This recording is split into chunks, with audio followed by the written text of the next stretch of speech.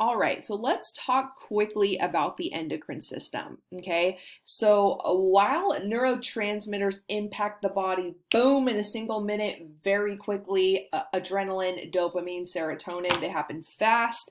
Their effects are pretty short. The endocrine system is like, so think about neurotransmitters, like these are the sprinters.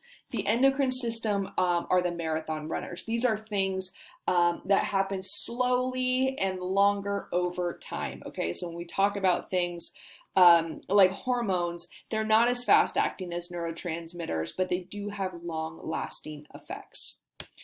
All right, so I think actually that this is probably the most helpful diagram and more important than anything else that I'm going to say in this video. So if all you do is commit this to memory, you're going to be in pretty good shape, okay? So the nervous system is made up of two parts, the peripheral nervous system and the central nervous system. Central nervous system, pretty easy. It's just your brain and your spinal cord, right? So the center of your body right here. All the really important things that we need to be cognitively functioning humans, okay? Peripheral, right? Think of periphery, everything else sort of on the outside of the central nervous system. And it's broken down into two parts. There's the autonomic nervous system and the somatic. And so autonomic, when you see that word autonomic, think of automatic, okay?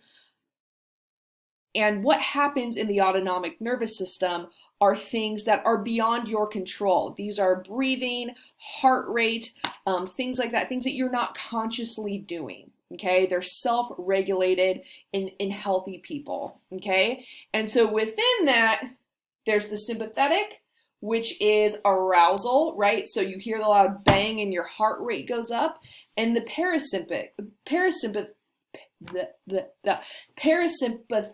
nervous system, which is calming, okay? So these are involuntary automatic responses that your brain has or that your body has that either arouse your body or calms your body, okay?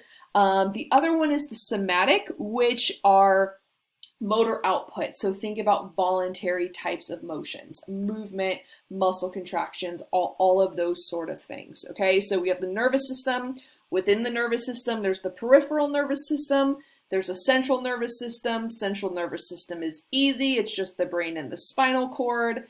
Within the peripheral nervous system, there's the autonomic and the somatic. Autonomic, think of automatic. Somatic, these are the things that you control and move, muscles, etc. Okay, so the nervous system is made up of millions and billions of nerves, and these are bundled axons that form neural cables connecting the central nervous system with the muscles, glands, and sense organs. So think back to your diagram on the neuron. Hopefully some of that rings a bell. There's three different types of neurons that for our concerns you should be aware of. These are sensory neurons, and these are neurons that take information to the brain. There's motor neurons, which send messages from the brain. And then there's interneurons, which function within the central nervous system. Whenever you see CNS, that stands for central nervous system. Just be aware of those. Know which ones go to the brain, which ones leave the brain, etc. So the peripheral nervous system is made up of two parts, like I said in the first slide there. This is going to be a little redundant, so feel free to kind of put this on double speed if I am just boring you to death.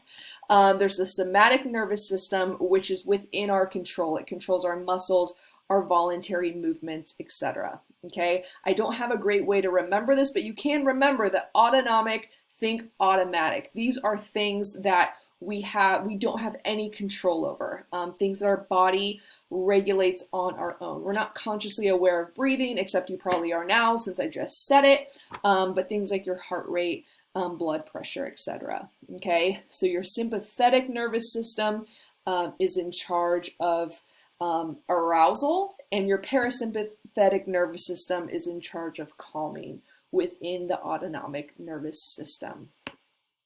Okay, central nervous system, just once again, is related to the brain and spinal cord.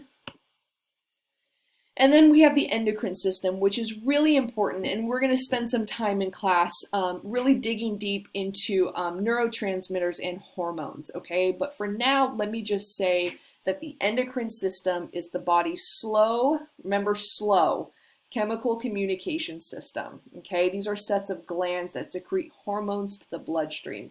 And this diagram here is going to show you some of the, or not some of the major places where these glands are located, okay?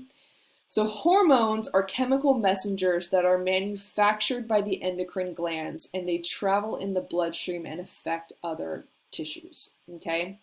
So just taking one example here would be the thyroid gland, and this affects metabolism among other things. And it's why people who have thyroid issues might struggle with weight regulation, not necessarily because they eat too much, but because the hormone that affects their metabolism might be either too slow or too fast. Okay, so just like a person who experiences depression because of low serotonin levels, some people might experience issues with weight because of a thyroid issue, okay? So when you think of neurotransmitters and hormones, these are chemical reactions kind of going on in the body, neurotransmitters happening very fast for short periods of times, hormones a longer, slower process, but both can have a negative impact on a person when things are out of balance, okay? So important to remember, oftentimes the body can regulate this on its own, if not, thankfully we're in a place now where medication can help to regulate that.